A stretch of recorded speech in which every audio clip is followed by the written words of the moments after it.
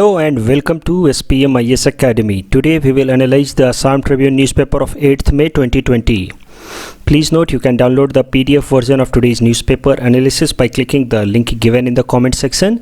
You can download the PDF version of April 2020 magazine from our website spmisacademy.com. You can also log on to our online portal online.spmisacademy.com to access some of our freely available video lectures, and we request you all to join our WhatsApp group through the link given in the description section for more updated study materials. This is the list of the topics that we'll cover from today's newspaper. And the first article is taken from editorial segment. It is about gas leak tragedy in Vizag, and this topic is important from our syllabus paper 4 disaster management point of view. So this article talks about the accidental leak of styrene gas from a polymer plant that was located in Visakhapatnam, और इस accident के कारण लगभग अभी तक 11 लोगों की death हो चुकी है and more than 200 people have been injured and hospitalised. और जो एग्जैक्ट कारण है इस लीकेज का, इस एक्सीडेंट का, वो अभी तक पता नहीं चला है, but experts are comparing this accident with the Bhopal gas leak tragedy that happened in 1984. So इस आर्टिकल की मदद से first of all from exam point of view जो बातें हमें समझनी चाहिए वो है about styrene gas and its impact on human health. दूसरा, हम ब्रीफली ये भी देखने की कोशिश करेंगे what might be the probable reasons for the leak. इस एक्सीडेंट के पीछे क्या कारण हो सकते हैं, लेकिन जैसा मैंने आपको बताया अभी तक इस्टेब्लिश नहीं किया जा सका है कि एग्जैक्टली क्या कारण है. और तीसरा, जैसे कि इसको कंपेयर किया जा रहा है विद भोपाल गैस ट्रेजेडी, तो भोपाल गैस लीक ट्रेजेडी को भी ब्रीफली यहाँ हम डिस्कस करेंगे. तो सबसे पहले स्टायरीन गैस के बारे में समझते हैं. इसका मॉलिक्यूलर फार्मूला होता है C8H8 और इसका स्ट्रक्चर कुछ इस तरह का होता है. इतना डिटेल में हमें समझने की ज़रूरत नहीं है. स्ट्रक्चर ऑफ कोर्स यूपीएससी या एपीएससी एग्जाम में नहीं पूछा जाएगा, बट आपको इतना ध्यान रखना है that this styrene is generally found in liquid state in factories, लेकिन अगर इसको एटमॉस्फेयर में छोड़ दिया जाए तो ये जल्दी इवेपोरेट होकर के गैस के साथ मिक्स होने लगता है. और ऐसा ही कुछ हुआ है इस प्रेजेंट गैस लीक ट्रेजेडी में. इसको लिक्विड फॉर्म में स्टोर किया गया था एट हाई प्रेशर, लेकिन किसी कारण से वो प्रेशर बर्स्ट हो गया और फिर ये लिक्विड गैस में कन्वर्ट होकर के आसपास के सराउंडिंग एयर में मिक्स हो गया, और जिस कारण से लोगों की डेथ होने लगी. सो जरा देखते हैं impact of styrene gas on human health. So इसको इनहेल करने से, इसको ज़्यादा अमाउंट में इनहेल करने से क्या क्या प्रॉब्लम्स हो सकती हैं वो समझते हैं. टायर्डनेस, सेंस ऑफ इनेब्रिएशन, तो हमारी जो सेंसिबिलिटी है वो ख़त्म होने लग सकती है. And it may lead to slow down in reaction time, concentration problems, change in colour vision, breathing difficulty, eye irritation, gastrointestinal problems. और इस केस में जो 11 लोगों की डेथ हुई है वो इन सब कारणों से हुई है. एकाएक से जब लोगों का रिएक्शन टाइम बहुत स्लो हो गया, उनका कंसंट्रेशन बिगड़ने लगा, वो फोकस नहीं कर पा रहे थे, अपने आप को मैनेज नहीं कर पा रहे थे, तो बहुत सारे लोग अनकॉन्शियस होकर के ज़मीन पे गिरने लगे. कुछ एक लोग बहुत एक्सीडेंटल तरीके से और फैटल तरीके से छतों से या नाले में गिर पड़े, जिनके कारण उनकी डेथ हो गई. नॉर्मली आपको एक बात ध्यान रखनी है from exam point of view कि स्टायरीन गैस एटमॉस्फेयर में हमारे इन्वायरमेंट में होता है, लेकिन काफ़ी स्मॉल अमाउंट में, ट्रेसेस में होता है. और अगर इसकी कंसंट्रेशन एकाएक से हमारे इन्वायरमेंट में बढ़ जाए तो वो हमारे हेल्थ के लिए हार्मफुल हो सकता है. So it's concentration must be increased about 1000 times the normal concentration that styrene gas is present in atmosphere, तो जाकर के ह्यूमन हेल्थ पे इसका निगेटिव असर पड़ने लगता है. और इस प्रेजेंट केस में ऐसा ही हुआ है. Because of the leak of styrene gas from the industry, the concentration of styrene gas suddenly went up very high and that led to so many negative impact on people. So probable regions behind the leak, जैसा कि मैंने आपको बताया अभी तक leak का कारण exactly establish नहीं किया जा सका है, बट जो कारण अभी तक बताए जा रहे हैं वो कुछ ये हो सकते हैं. Safety equipments might be of substandard, या फिर जो सेफ्टी नॉर्म्स हैं according to manufacture, import, storage of hazardous chemical rule of 1989 उसको फॉलो नहीं किया गया होगा ढंग से. या फिर फैक्ट्री काफ़ी दिनों बाद लगभग 45 डेज़ बाद ओपन हो रही थी आफ्टर लॉकडाउन, और ये जो रीओपनिंग का टास्क है ये अनस्किल्ड वर्कर्स को दिया गया होगा और जिस कारण से ये एक्सीडेंट हो गया। तो रीज़न अभी भी क्लियर नहीं है, लेकिन अगर ये तीसरा कारण है तो फिर हमें और ज़्यादा कॉशस होने की ज़रूरत है, क्योंकि ऐसे कई सारी फैक्ट्रियाँ अभी वापस से रीओपन होने वाले स्टेज में हैं और वहाँ पे हमें स्किलफुल तरीके से, कॉशियस तरीके से इनको रीओपन करना है, otherwise such accidents might repeat. Bhopal gas tragedy जिससे इसको कंपेयर करने की कोशिश की जा रही है, लेकिन अभी तक इसका जो स्केल है, मैग्नीट्यूड है, वो भोपाल गैस ट्रेजेडी से कंपेयर नहीं कर सकते। नेवरदलेस जब आर्टिकल में भोपाल गैस ट्रेजेडी का नाम मेंशन है तो एक बार भोपाल गैस ट्रेजेडी के बारे में भी देख लेते हैं। On December 3rd, 1984, methyl isocyanate gas leaked from a pesticide plant of union carbide. Union carbide एक बहुत बड़ी मल्टीनेशनल कंपनी थी। ऑफ कोर्स इस एक्सीडेंट के बाद उसको बंद कर दिया गया और ये इसका एक प्लांट था मध्य प्रदेश के भोपाल शहर में, जहाँ पे मिथाइल आइसोसाइनाइट गैस लीक हो गया in 1984 and that led to death of about 2500 people, जबकि about 17,000 people got permanently disabled and this Bhopal gas tragedy is considered to be one of the worst man made disaster in India. इस पूरे topic से एक practice question attempt कर लेते हैं। Styrene gas इस साल न्यूज़ में है तो हो सकता है उससे रिलेटेड प्रीलिम्स में सवाल पूछ लिया जाए। A question might be like this, which of the following statements are true? Styrene gas is not naturally found in environment at all. There is no specific rules regarding handling of hazardous chemical by industries। ये दोनों statement गलत हैं। जैसा कि मैंने आपको बताया, styrene gas छोटे से ट्रेसेस में इन्वायरमेंट में नेचुरली होता है। उसके अलावा मैंने आपको ये भी बताया था कि there is a rule known as manufacture import storage and hazardous chemical rules of 1989 जिसको ढंग से फॉलो नहीं किया गया हुआ, तभी जाकर के ये गैस लीकेज हुआ है, ये गैस एक्सीडेंट हुआ है। सो ऑलरेडी एक लॉ है किस तरीके से हजार्डस केमिकल्स को टैकल किया जाना चाहिए इंडस्ट्री में। तो ये दोनों स्टेटमेंट गलत हैं और सही आंसर होगा option D, none of the above. इस पूरे टॉपिक से रिलेटेड एक मेंस क्वेश्चन भी देख लेते हैं। Hazard is an essential element for defining disaster impacts and its threat to people. How and in what ways can hazard to disaster be characterized? तो देखो, ये पूरा क्वेश्चन का अगर आप थीम देखोगे तो आपको पता चलेगा कि इस क्वेश्चन में डिमांड किया जा रहा है कि आप हजार्ड और डिजास्टर के बीच का डिफरेंस समझाएं और फिर कुछ एक एग्जांपल दें कि कैसे hazard might lead to disaster.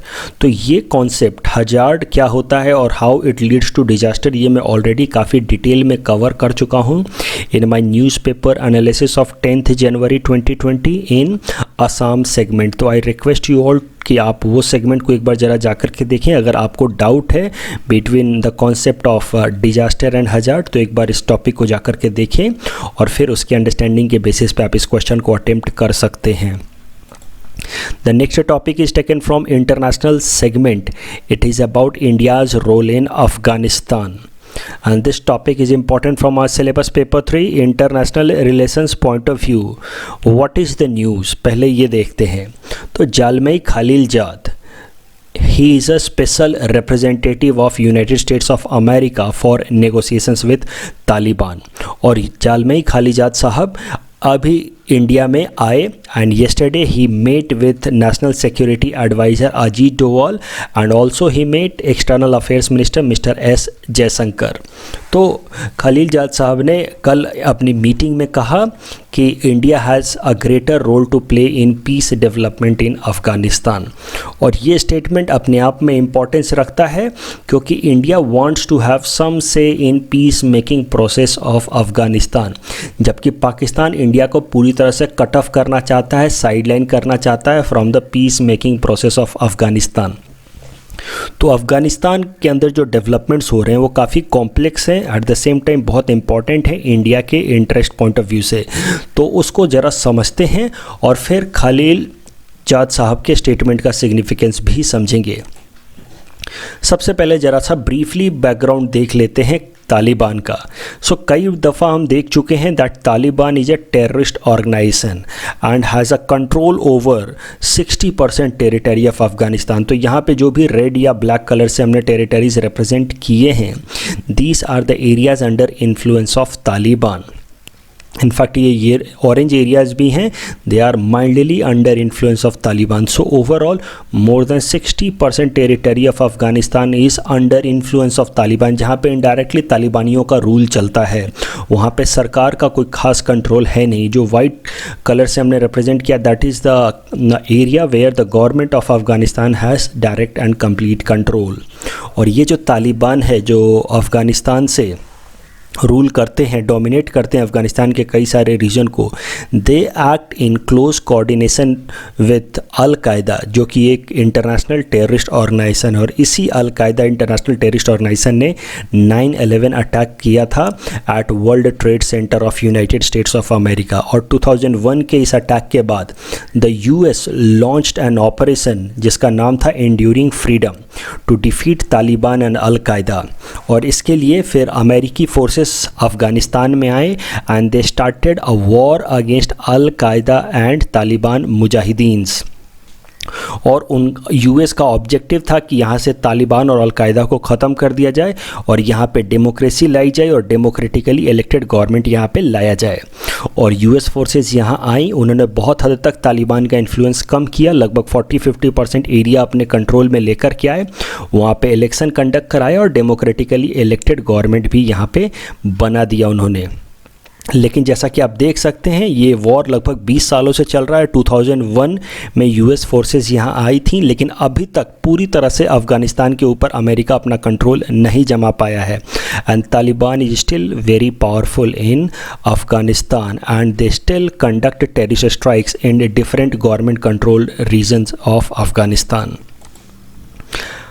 और 20 सालों से ये वॉर चल रहा है। That is why people of America are also now getting frustrated and now they want to pull their forces out of Afghanistan. तो अमेरिका में एक सिविल प्रोटेस्ट चलना स्टार्ट हो गया है, जहाँ लोग अब चाहते हैं कि अमेरिकी फोर्सेस अब अफ़गानिस्तान से वापस आ जाएं।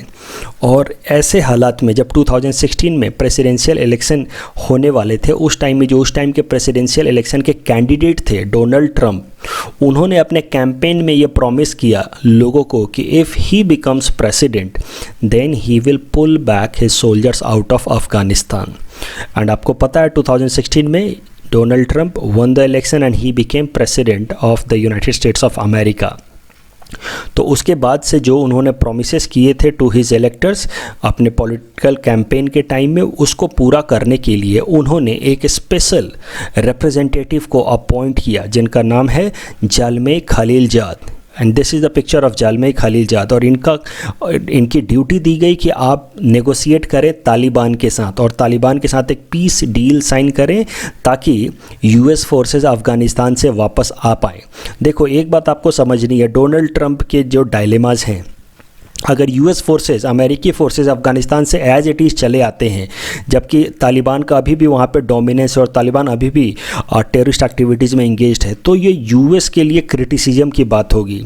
लोग ज़रूर क्वेश्चन करेंगे, दुनिया भर के एक्सपर्ट ज़रूर क्वेश्चन करेंगे कि अमेरिकी फोर्सेस यूएस में 20 साल तक रही लेकिन फिर भी कोई खास ग्राउंड रियलिटी में चेंज नहीं ला पाई। तो अमेरिका को अपना फेस भी सेव करना है, दुनिया को ये भी दिखाना है कि अमेरिका ने पीस इस्टेब्लिश किया है अफ़गानिस्तान के अंदर। At the same time Donald Trump has to fulfil the commitment that he will pull out अमेरिकी फोर्सेस आउट ऑफ अफ़गानिस्तान। तो ये दोनों चीज़ों को बैलेंस करने के लिए एक तरीका इन्होंने निकाला कि क्यों ना तालिबान के साथ नेगोशिएट किया जाए, तालिबान को कन्विंस किया जाए कि आप टेररिज्म का काम छोड़ दो, आप वायलेंस को छोड़ दो, get engaged in political process, और इसके बाद यूएस फोर्सेस को अफ़गानिस्तान से वापस बुला लिया जाए। तो इससे ये होगा कि एटलीस्ट यूएस कैन बोस्ट कि उसने अफ़गानिस्तान के अंदर पीस प्रोसेस इन्वॉल्व लाया है और तालिबान को उन्होंने पीसफुल तरीके से काम करने के लिए कन्विंस किया है इन अफ़गानिस्तान। तो ये अप्रोच लेकर के यूएस प्रेसिडेंट डोनाल्ड ट्रंप ने ज़ाल्मे खलीलजाद को अपॉइंट किया as a representative to negotiate for peace with Taliban from American side. और इन्होंने नेगोशिएट करके पिछले 2 सालों से लगातार बातें चल रही हैं, और फाइनली फरवरी 2020 में first round of agreement sign हुआ बिटवीन अमेरिकन एंड तालिबानी रिप्रेजेंटेटिव्स। अब जो ये पीस प्रोसेस चल रहा है यूएस और तालिबान के बीच में, इसके पीछे की पॉलिटिक्स समझते हैं और समझते हैं कि आखिर इससे इंडिया का इंटरेस्ट कहाँ तक हैम्पर हो रहा है। तो इस पूरे डेवलपमेंट के पॉलिटिक्स को समझने के लिए हमें कुछ एक बेसिक पॉइंट समझना होगा।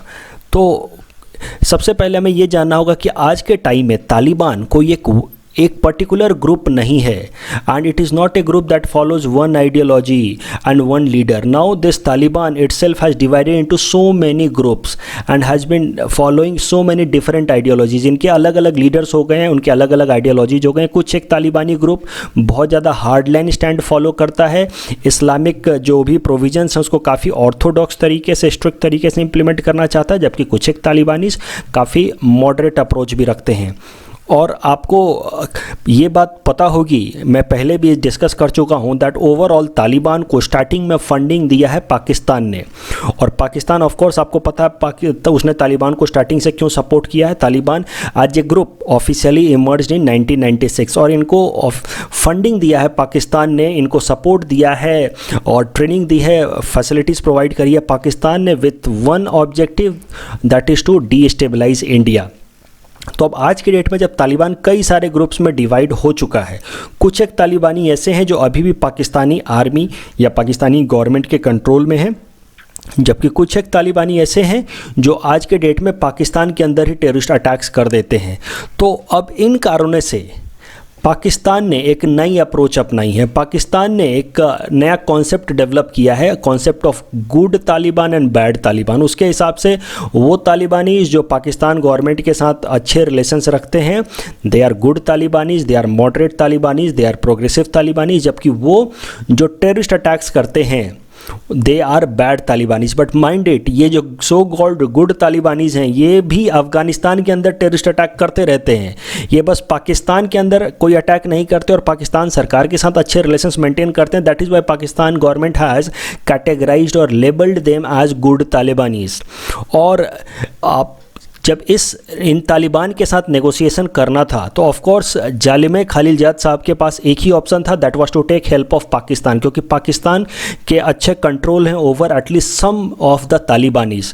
तो जालिम खलीलजाद ने पाकिस्तान सरकार की मदद ली टू नेगोशिएट विथ तालिबान, और ऑफ कोर्स पाकिस्तान सरकार ने जालिम खलीलजाद को हेल्प की in negotiating with so called good Talibanis according to Pakistan government. और ये नेगोशिएशन फिर स्टार्ट हुए विथ गुड तालिबानीज, जबकि ये जो सो कॉल्ड बैड तालिबानीज हैं ये लोग टेररिस्ट एक्टिविटीज़ में और वायलेंस में इंगेज रहे। और ये नेगोशिएशन काफ़ी टाइम तक चलता रहा between American representative and so called good Talibani representatives, and finally a peace deal was signed in February 2020। तो ये जो पीस डील फरवरी 2020 में साइन हुआ, इसके प्रोविजन जरा सा ब्रीफली देख लेते हैं। According to this peace deal, all foreign forces including the American forces will pull out of Afghanistan in next 14 months, while some political power will be transferred in the hands of Taliban. ये point important है, political power will be transferred in the hands of Taliban. अब ये तालिबान को अपने आप से सरकार के कुछ पावर्स दे दिए जाएंगे। कैसे दिए जाएंगे? इलेक्शन करा करके तालिबान क्या जीतेगा या कुछ सीटें रिजर्व की जाएंगी, ये कुछ भी अभी तक क्लियर नहीं है। बट हाँ, ये जरूर कहा गया कि अब तालिबान को गवर्नमेंट्स के कुछ पावर, कुछ पॉलिटिकल पावर्स दिए जाएंगे। And in return now Taliban has made a number of progressive promises like it will support women rights, women education. Taliban has also promised that it will now not allow any foreign terrorist groups to conduct violence in Afghanistan. आपको एक बात और ध्यान रखनी है कि this is just first round of pact between US and Taliban representatives.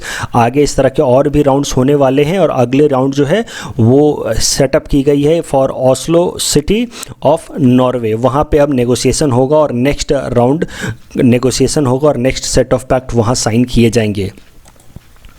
तो कुछ एक basic questions in peace pact से निकल के आता है। पहला क्वेश्चन है कि will this peace deal bring peace in Afghanistan? और दुनिया भर के एक्सपर्ट्स, जो सिक्योरिटी एक्सपर्ट्स हैं, उन सबका ऐसा मानना है that this peace deal is unlikely to bring peace in Afghanistan. इससे कुछ खास फ़ायदा होने वाला है नहीं, क्योंकि वो सारे तालिबानी मुजाहिदीन जिनको सो कॉल्ड बैड तालिबान की तरह कैटेगराइज किया गया, वो तो वैसे भी इस डील में है नहीं, और वो लोग तो टेररिस्ट एक्टिविटीज़ में इन्वॉल्व रहेंगे। और आपको एग्जाम्पल के हेल्प से भी पता चल जाएगा कि क्यों ये पीस डील से कुछ खास फ़ायदा नहीं होने वाला as far as peace in Afghanistan is concern. आप फरवरी में ये पीस साइन हुई between Taliban and US representatives. उसके बाद से कई सारे टेररिस्ट अटैक्स हुए in Afghanistan, including the one that was conducted bombing conducted in a gurdwara in Kabul in the month of March. तो इस तरह के कई सारे terrorist activities and violent activities चलती रही from Taliban side even after signing a peace deal with US representative. तो उम्मीद कम है कि इस तरह के पीस से कुछ खास फ़ायदा होने वाला है, but at least US will have a face saving approach. US तो कम से कम ये बता पाएगा कि उसने एक पीस साइन किया तालिबान के साथ, तब जाकर के US forces are now pulling out of Afghanistan. दूसरा सवाल ये उठता है that will the deal create challenges for India? Answer is of course yes, क्योंकि तालिबान, जैसा कि मैंने आपको बताया कि वो पाकिस्तान द्वारा ही फ्लोटेड एक एजेंसी है, और पाकिस्तान ने इसको भरपूर सपोर्ट किया स्टार्टिंग से ही, as far as funding is concern, as far as training is concern. तो एक बार तालिबान का पॉलिटिकल कंट्रोल आ जाएगा अफ़गानिस्तान के अंदर, तो उसके बाद पाकिस्तान तालिबान को यूज़ करेगा as an asset against India to promote cross-border terrorism in India, and that will create more security problems for India. Overall, India का क्या अप्रोच रहा है on this entire peace process? तो इंडिया स्टार्टिंग से ही कहता रहा है that there should be no distinction between good और bad तालिबान। जितने के जितने मुजाहिदीन हैं, जितने इस तरह के अग्रेसर्स हैं, वो सब के सब पहले they should give up violence, they should engage in negotiation, तभी जाकर के इस तरह की नेगोशिएशन होनी चाहिए। उसके अलावा India has also said it very clearly that Taliban should not be given power directly in the Afghanistan government. Taliban should also be made to contest election in Afghanistan. लेकिन आपको एक बात पता होगा कि तालिबान जो स्ट्रिक्ट इस्लामिक प्रोविजंस को फॉलो करते हैं, they are against the concept of democracy. So Talibanis are not in favour of contesting election, they want to have some direct control in Afghani government. तो ये सारे कुछ इशूज़ हैं and that will create more problems for India in future. और जब अभी जालमे खालिलजाद साहब इंडिया विजिट कर रहे हैं, उन्होंने कहा है कि इंडिया का ओपिनियन ज़्यादा मैटर करता है और India should get involve in peace making process in Afghanistan, और जो नेक्स्ट राउंड है हो सकता है उसमें इंडियन रिप्रेजेंटेटिव्स को भी इन्वाइट किया जाए। That is Y I said that this development is important, क्योंकि इंडियन रिप्रेजेंटेटिव्स को अगर इन्वाइट किया जाएगा इन द पीस टॉक, तो ये सारे पॉइंट्स इंडिया स्ट्रिक्ट तरीके से रखेगा, और ये सब पॉइंट्स अगर फुलफिल होंगे कुछ हद तक, तब जाकर के इंडिया के इंटरेस्ट बने रहेंगे। तालिबान को अगर पावर में आना भी है तो भी उनको डेमोक्रेटिक तरीके से आना चाहिए। That is one thing that India wants. The next article is taken from national segment. It is about Indian Meteorological Department includes Gilgit-Baltistan region in its weather forecast. This topic is again important from our syllabus paper 3 international relations point of view. News जरा समझते हैं ये है क्या। तो Indian meteorological department ने अब Pakistan occupied Kashmir वाला जो एरिया है, जहाँ पे गिलजिट बाल्टिस्तान या मुजफ्फराबाद पड़ता है, वहाँ का भी वेदर फॉरकास्ट देना शुरू कर दिया है, जो पहले नहीं देते थे। तो इसका मतलब क्या है? This is just a symbolic step. इसका कोई खास प्रैक्टिकल अंतर नहीं पड़ेगा, but it has a symbolic importance. This initiative of Indian Meteorological Department now highlights, emphasizes that Gilgit-Baltistan is part of Indian territory. At least हमारा ये symbolic approach है, फिर भी प्रैक्टिकल तरीके से तो अभी पाकिस्तान का ही कंट्रोल है उन सारे रीजन्स में। एक बार ज़रा सा जम्मू कश्मीर के हम लोग टेरिटोरियल बाउंड्रीज़ को देखने की कोशिश करते हैं इन डिटेल्स, तो हमें पता चलेगा कि ये जो रेड कलर से हमने रिप्रेजेंट किया है, ये सारा रीजन जो है हमारे डायरेक्ट एडमिनिस्ट्रेटिव कंट्रोल में आता है, अभी भी इंडिया के डायरेक्ट एडमिनिस्ट्रेटिव कंट्रोल में आता है।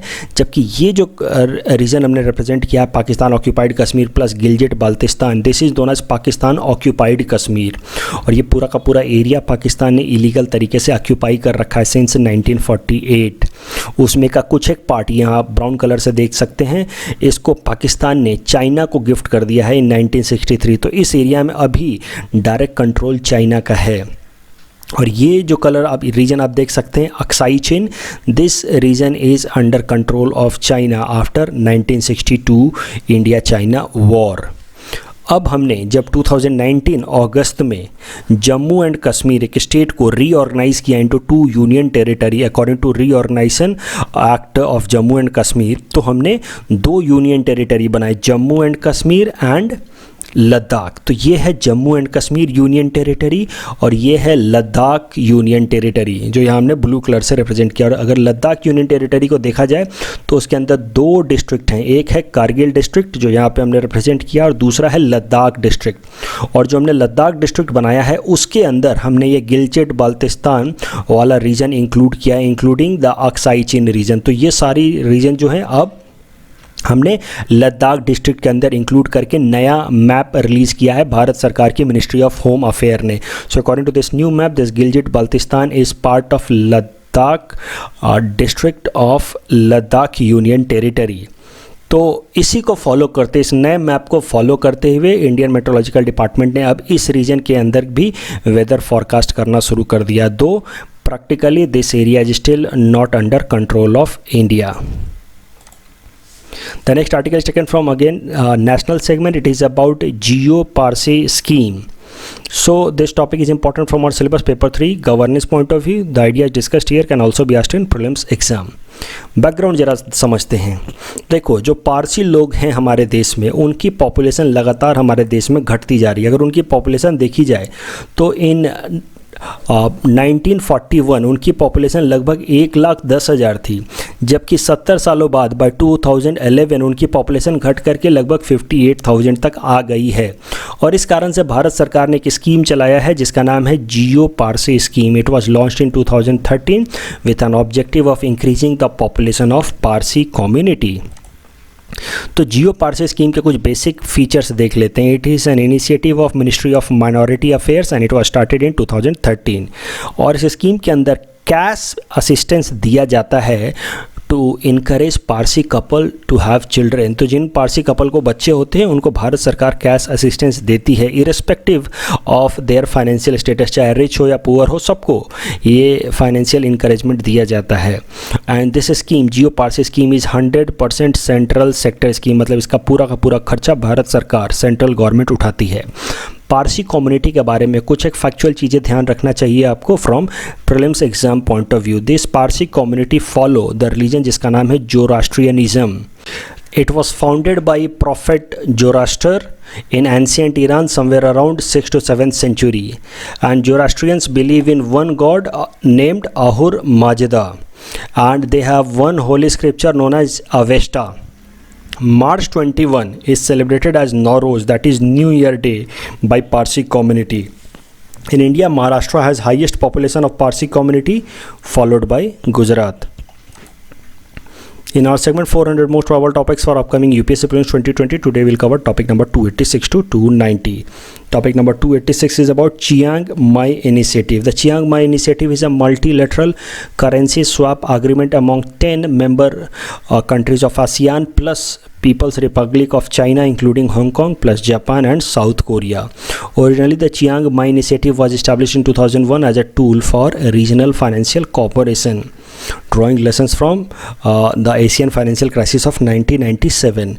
इस क्वेश्चन को सॉल्व करने के लिए आपको ये कॉन्सेप्ट की भी ज़रूरत पड़ेगी। एक और रीजनल ग्रुप है जिसका नाम है ASEAN+6, और ASEAN+6 के मेंबर्स हैं आसियान कंट्रीज़ तो 10 हैं ही, उसके अलावा China, south Korea, Japan, India, New Zealand and Australia. तो ASEAN+6 कॉन्सेप्ट को समझने के बाद आप इस क्वेश्चन को अटेम्प्ट कर पाएंगे। So please attempt this question that is based on this topic. Topic number 287 is about Pegasus. Pegasus is a spyware developed by Israeli cyber arm firm NSO Group Technology. It mainly uses exploit links, clicking on which install Pegasus on target's phone. तो spyware का मतलब भी ज़रा समझ लेते हैं। It is a kind of malware that is designed to collect information and data on users and observe their activity without users knowledge. तो एक लिंक हमारे पास आएगा और उस लिंक को अननोइंगली अगर हम क्लिक कर देंगे बिना समझे तो एक सॉफ्टवेयर हमारे मोबाइल में इंक्लूड हो जाएगा और इसका नाम है पेगासस, और जिसकी मदद से हमारे जो भी एक्टिविटीज़ हैं वो सब ट्रांसमिट हो जाएंगी, लीक हो जाएंगी और हमें पता भी नहीं चलेगा।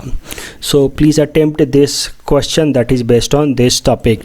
Topic number 288 is about broadband readiness index for states. The Department of Telecommunication and Indian Council for Research on International Economic Relations has signed a MOU to develop a broadband readiness index for Indian states and union territories. The index will include indicators such as percentage of households using computer, laptops with internet connections and percentage of household with fixed broadband connection. Please attempt this question that is based on this topic. Topic number 289 is about important indexes and reports. तो world economic forum के दो important index या report का नाम ध्यान में रखना. पहला है ग्लोबल इंफॉर्मेशन टेक्नोलॉजी रिपोर्ट, दूसरा है network readiness index. International telecommunication union के दो इम्पॉर्टेंट इंडेक्स हैं, ICT development index and the global cyber security index. Please attempt this question that is based on this topic. Topic number 290 is about Wi-Fi calling. So it makes use of high-speed internet connection available via broadband to make and receive high-definition voice call. This is not different from a voice call that we make through WhatsApp or any other over-the-top messaging platform. But here the call is from one number to another number without using any app. And Wi-Fi calling can be configured on a compatible smartphone by upgrading operating systems to the version that support Wi-Fi calling and enabling this in settings. सरल शब्दों में जैसे हम WhatsApp से call कर लेते हैं with help of internet data, वैसे ही हम कॉल कर पाएंगे थ्रू वाईफाई कॉलिंग. लेकिन वाईफाई कॉलिंग के लिए एक अलग से ऐप नहीं यूज़ किया जाएगा. ये हमारे स्मार्टफोन को इस तरह से अपग्रेड किया जाएगा कि वो इंटरनेट डेटा की मदद से ही एक से दूसरे नंबर पे कॉल कर पाए. And Airtel has said that it will soon be compatible with all broadband services and Wi-Fi hotspots and rolled out in different locations. Please attempt this question that is based on this topic. This is the answer of question number 281 to 285 that we had given in yesterday's newspaper analysis. Today's question number 286 to 290 can be attempted by you people, and you can share the answer in the comment section. We will be giving answer of these questions in tomorrow's newspaper analysis. That's all from our side for today. Thanks for watching.